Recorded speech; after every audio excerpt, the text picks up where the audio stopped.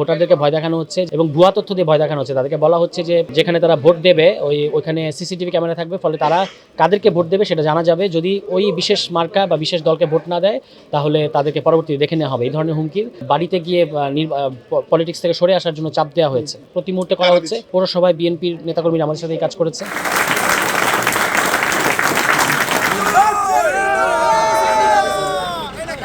আমার আছে টরেভিনো, আপনার আছে তো? আমাদের সাথে জামায়াত ইসলামী সহ ৮ দলের একটা নির্বাচনী সমঝোতা হয়েছে এবং জোটের প্রত্যেকটা দলেরই এই আসনে প্রার্থীরা আছে, যেমন ইসলামী আন্দোলনের আছে, জামায়াত ইসলামীর আছে এবং এনসিপির আছে। আমাদের প্রতি নির্দেশনা হচ্ছে যে আমাদেরকে মনোনয়নপত্র জমা দেওয়ার জন্য আজকে বলা হয়েছে এবং ১৯ তারিখ পর্যন্ত যেহেতু প্রত্যাহার করার সুযোগ আছে, এর আগেই এটার ব্যাপারে একটা চূড়ান্ত সিদ্ধান্ত আসবে। আপাতত আমরা দলীয় সিদ্ধান্ত মোতাবেক জোটের প্রত্যেক দল তারা স্ব প্রার্থী যারা কাজ করেছেন এখানে জমা দিয়েছেন। আমরা তো দলগতভাবে সিদ্ধান্ত নিয়েছি এবং সেটা দলের যে এক্সিকিউটিভ কমিটি, দলের হাইয়েস্ট ফোরাম, সেখানে এই উন্মুক্ত আলাপ আলোচনার মাধ্যমে সিদ্ধান্ত হয়েছে। সেখানে কেউ কেউ ভিন্নমত জানিয়েছেন, কিন্তু তারা দলের সাথে আছেন। যারা উপস্থিত ছিলেন কিন্তু ভিন্নমত তখন জানান নাই, পরবর্তীতে আমরা তাদের অন্য সিদ্ধান্ত দেখেছি। আমরা তাদের সিদ্ধান্তের ব্যাপারে আমাদের কিছু বলার নেই, এটা তাদের ব্যক্তিগত সিদ্ধান্ত। এর ফলে আমাদের দলীয় যে সামনের কর্মকাণ্ড কিংবা এই নির্বাচন কেন্দ্রিক কর্মকাণ্ডে তেমন কোনো প্রভাব পড়বে না।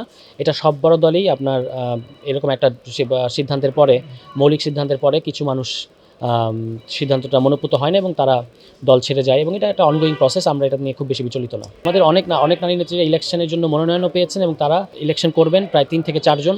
আমাদের যে সমঝোতার মধ্যেও 3 থেকে 4 জন আছে, ফলে এটা কেউ 2-1 জন মানে ইনঅ্যাক্টিভ হয়েছেন কিংবা দল ছাড়বেন এরকম ঘোষণা দিয়েছেন, কিন্তু আরও বিপুল সংখ্যক নারী নেত্রী এখনও আছেন এবং তারা থাকবেন।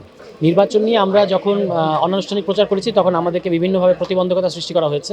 সেগুলো আমরা বিভিন্ন সময় জানিয়েছি প্রশাসনকে, তারা যথাবিহিত ব্যবস্থা নিয়েছেন এবং আমরা আশা করছি সামনে নির্বাচনের জন্য যে লেভেল প্লেইং ফিল্ডের জন্য যারা একটা ভীতির সঞ্চার করছে, বিশেষত ভোটারদেরকে ভয় দেখানো হচ্ছে। আমার আসনের ক্ষেত্রে বিভিন্ন ইউনিয়নে ভোটারদেরকে ভয় দেখানো হচ্ছে যে তাদের, এবং ভুয়া তথ্য দিয়ে ভয় দেখানো হচ্ছে। তাদেরকে বলা হচ্ছে যে যেখানে তারা ভোট দেবে ওইখানে সিসিটিভি ক্যামেরা থাকবে, ফলে তারা কাদেরকে ভোট দেবে সেটা জানা যাবে। যদি ওই বিশেষ মার্কা বা বিশেষ দলকে ভোট না দেয় তাহলে তাদেরকে পরবর্তীতে দেখে নেওয়া হবে। এই ধরনের হুমকির অভিযোগ আমাদের কাছে এসছে। এটা কিন্তু, এবং এর পাশাপাশি আমাদের দলীয় নেতাকর্মীদেরকে কিন্তু আপনার বাড়িতে গিয়ে পলিটিক্স থেকে সরে আসার জন্য চাপ দেওয়া হয়েছে। এটা প্রতি মুহূর্তে করা হচ্ছে।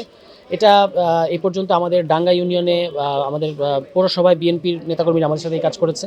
জিনারদি ইউনিয়নে কিছু কতিপয় লোক করেছে, এখন তারা পরিচয় দিয়েছে বিএনপির। আমরা প্রশাসনকে বলেছি তাদেরকে শনাক্ত করার জন্য, কিন্তু প্রশাসন মানে যেটা বলে যে সাধারণ ভোটার তাদেরকে ভয় দেখানো, ভীতির সঞ্চার করা হচ্ছে তাদের মধ্যে।